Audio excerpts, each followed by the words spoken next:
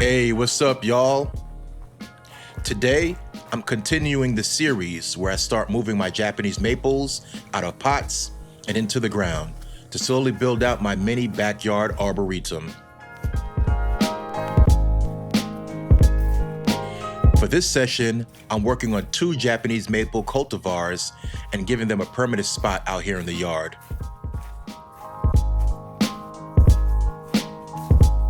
The first is an Aka Omote, a full moon style Japanese maple that should stay a little bit more compact with those broad rounded leaves and strong fall red color. The second is a Sango Kaku, also known as a coral bark Japanese maple, which should get taller over time and bring that bright red bark and softer foliage to balance things out.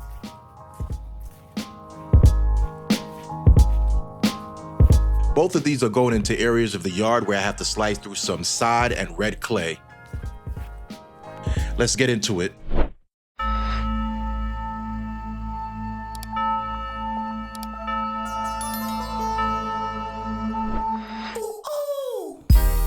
So the first tree I'm working on today is the Aka Omote.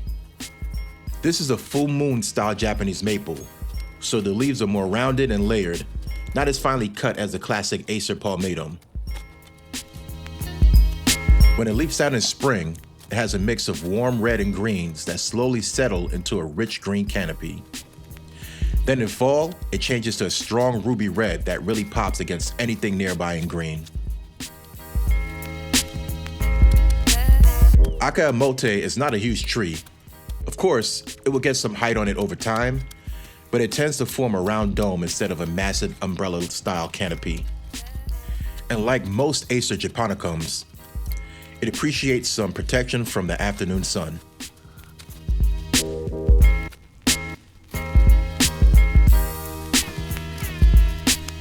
Down at the ground level, this part of the yard is a little different from the back corner of my property.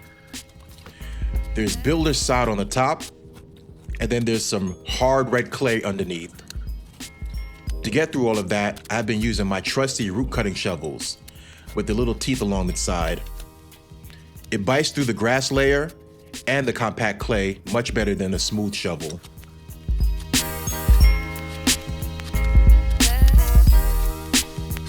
So instead of digging a deep pit, I'm only carving out a shallow, wide bowl, just enough to remove the sod and a thin layer of clay. Then I'm blending in that native soil with this small chip pine bark mulch, which behaves like a soil amendment, helping to break down the clay over time.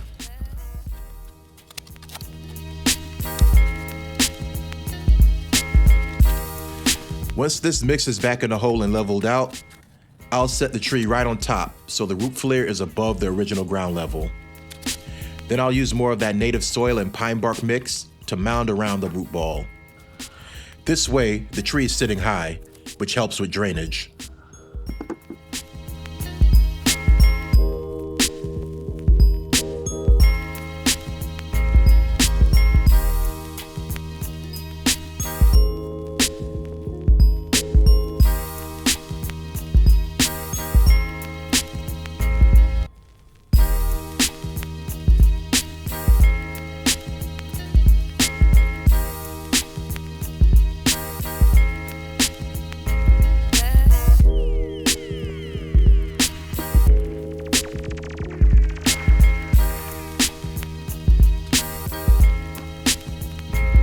Now let's move on to the Sango Kaku.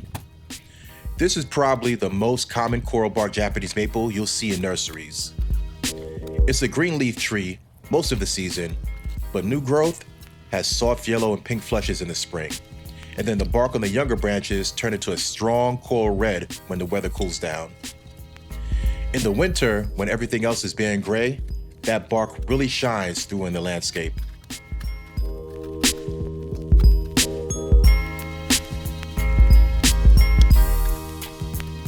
Sango Kaku has an upright vase shape habit, and it can definitely get some size on it with time.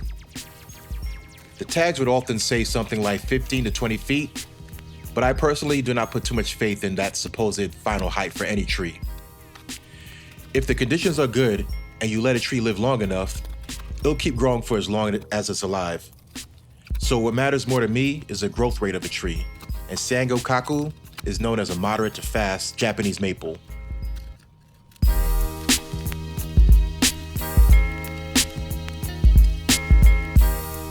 In terms of light, it can handle more sun than the Aka Omote, but I still like to give it some protection from the harshest afternoon rays, especially down here in the south.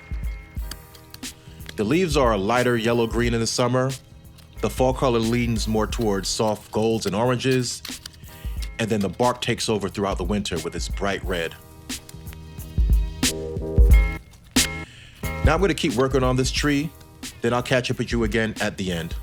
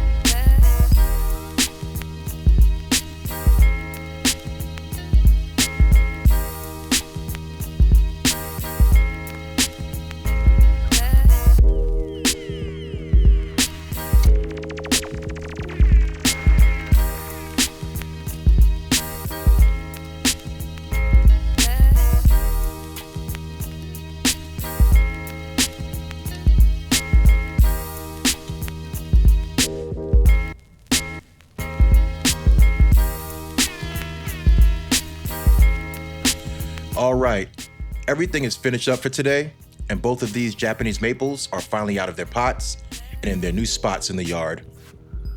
We've taken another step in pulling the maple collection out of containers and turning this yard into something that feels more like a small arboretum.